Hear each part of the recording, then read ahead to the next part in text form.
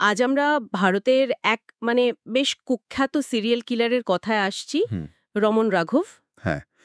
১৯৬০-এর দশকে মুম্বাই শহরকে যিনি একেবারে সন্ত্রস্ত করে রেখেছিলেন। আমাদের কাছে যে লেখাটা আছে, রমন রাঘব, মুম্বাইয়ের আতঙ্কের রাজত্ব, তার কিছু অংশ ধরে আমরা এগোব। ঠিক, বোঝার চেষ্টা করব কে ছিলেন এই লোকটা, কি করতেন, আর কিভাবে ধরা পড়লেন শেষে। শুনলেই কেমন লাগে, ওনাকে লোকে বলতো সাইকো রমন। বা ভারতের জ্যাক দ্য রিপার, নামগুলোই বুঝিয়ে দেয় ভয়াবহতা। আচ্ছা, সময়টা বললেন ৬৫ থেকে ৬৯। হ্যাঁ, এই ৩ বছরে সরকারি হিসেব বলছে অন্তত ৪১টা খুন। ৪১ জন। কারা ছিলেন শিকার? মূলত একেবারে প্রান্তিক মানুষজন, মুম্বাইয়ের বস্তিবাসী, রাস্তায় থাকা গৃহহীন মানুষ। পুরুষ, মহিলা, শিশু সবাই। হ্যাঁ, কোনো বাছাবিচার ছিল না। আর পদ্ধতিটাও ছিল একেবারে নৃশংস। সেটা কি রকম? ঘুমের মধ্যেই ভারী ভোঁতা কোনো অস্ত্র, বেশিরভাগ সময়ই একটা স্টিলের রড দিয়ে মাথায় ভয়ঙ্কর আঘাত করতেন। উফ, ভাবলেই কেমন গা শিউরে ওঠে। আচ্ছা, এই রমন রাঘব ওনার পরিচয়টা কি? কোথা থেকে এসেছিলেন? দেখুন, জন্ম ১৯২৯ সালে তামিলনাড়ুতে। ও, দক্ষিণ ভারতে। হ্যাঁ, কিন্তু জীবনটা ছিল বেশ ছন্নছাড়া, ভবঘুরের মতো। আচ্ছা, বিভিন্ন শহরে ঘুরে বেড়ানো, ছোটখাটো যা কাজ পেতেন তাই করতেন। কোনো পরিবার বা এরকম কিছু? সেরকম জানা যায় না। মানুষটা বেশ একা থাকতেই পছন্দ করতেন, একটু বদমেজাজিও ছিলেন, আর ছোটখাটো অপরাধের রেকর্ড তো ছিলই। হুম, সমাজের একেবারে ধারে থাকা একজন মানুষ। ঠিক তাই। আর এই যে সিরিয়াল কিলিং এর পর্বটা, সেটা ঠিক কোথায় কোথায় ঘটছিল? মূলত মুম্বাইতে, তখন তো বম্বে বলা হতো। শহরে যে উত্তর দিকে শহরতলিগুলো আছে, সেখানকার বস্তি এলাকাগুলোতেই বেশি। ১৯৬৫ থেকে ৬৮। আর পদ্ধতিটা তো বললেন, ওই ঘুমের মধ্যে মাথায় আঘাত। হ্যাঁ, ঘটনাস্থল খুবই বীভৎস থাকত। কিন্তু অদ্ভুত ব্যাপার কি জানেন, কি? উনি খুব কম প্রমাণ ফেলে যেতেন। ফলে পুলিশের পক্ষে তদন্ত করাটা খুব কঠিন হয়ে যাচ্ছিল। কিন্তু এতগুলো খুন, নিশ্চয়ই কোনো উদ্দেশ্য ছিল, টাকা পয়সা বা অন্য কিছু। এখানেই তো ব্যাপারটা সবচেয়ে গোলমেলে আর রহস্যময়। কিরকম? রাঘব নিজে বলতেন যে তিনি নাকি এক ধরনের গায়েবী আওয়াজ শুনতে পেতেন, দুনিয়া ওয়্যারলেস থেকে আসত। দুনিয়া ওয়্যারলেস মানে কি? উনি নাম দিয়েছিলেন কানুন। বলতেন এই কানুনই নাকি তাকে খুন করার নির্দেশ দিত। অবিশ্বাস্য। কোনো আর্থিক উদ্দেশ্য ছিল না? না, তদন্তে সেরকম কিছুই পাওয়া যায়নি। কোনো যৌন উদ্দেশ্যও নয়। তাহলে নিতেনটা কি শিকারদের থেকে? এই ধরুন, একটা কলম বা একটা ছাতা, কখনো হয়তো সামান্য খাবার দাবার, ঘিয়ের টিন, একেবারে তুচ্ছ জিনিস। কলম, ছাতা, এগুলোর তো কোনো মানে হয় না। মনোবিজ্ঞানীরা মনে করেন এটা হয়তো ওনার মানসিক গঠন বা এক ধরনের বাতিক, বুঝলেন? কোনো লাভের জন্য নয়, একটা অদ্ভুত তাড়না থেকে করা। হুম, এটা মনস্তত্ত্বটা বুঝতে সাহায্য করে কিছুটা।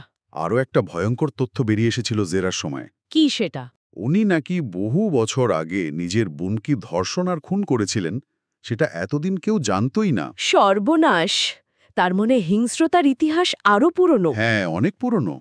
আচ্ছা, এই যে গায়েবী আওয়াজের কথা বললেন, কানুনের নির্দেশ, এটা কি ওনার আইনজীবীরা ব্যবহার করেননি মানসিক অসুস্থতার যুক্তি হিসেবে? অবশ্যই করেছিলেন, এটাই তো ছিল তাদের প্রধান যুক্তি। কিন্তু চিকিৎসকরা কি বলেছিলেন? মনোরোগ বিশেষজ্ঞদের যে প্যানেল, তাকে পরীক্ষা করে তারা একটা জটিল রিপোর্ট দেয়।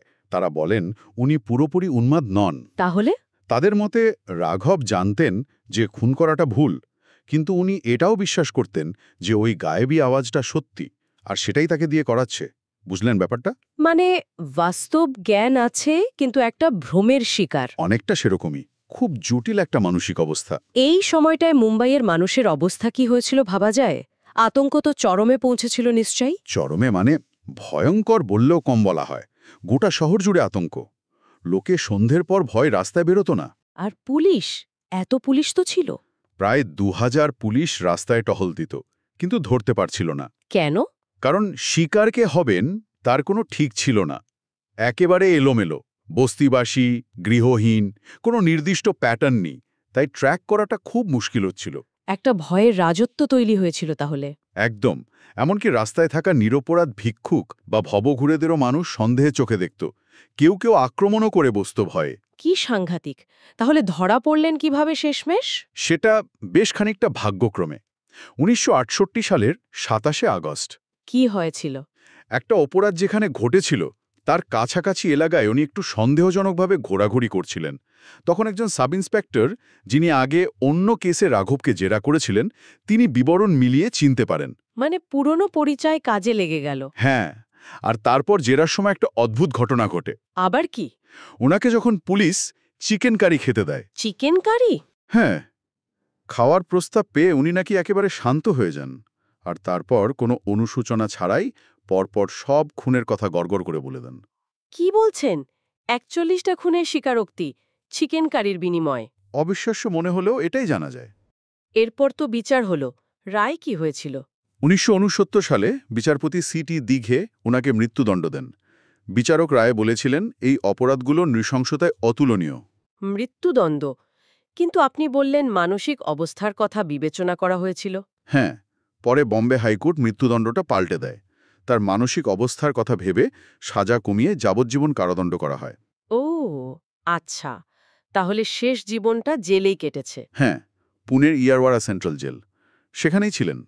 ১৯৯৫ সালে কিডনি ফেলিয়ার হয়ে মারা যান। তাহলে এইভাবেই শেষ হলো রমেন রাঘবের অধ্যায়। কিন্তু এর প্রভাব কি রয়ে গেছে? প্রভাব তো রয়েই গেছে। এই ঘটনাটা আজও আমাদের নাড়া দেয়, শুধু সংখ্যার জন্য নয়, বরং ওই নৃশংসতা, ওই এলোমেলো ভাব, ওই আপাত কারণহীনতা, এসব মিলিয়ে। হুম।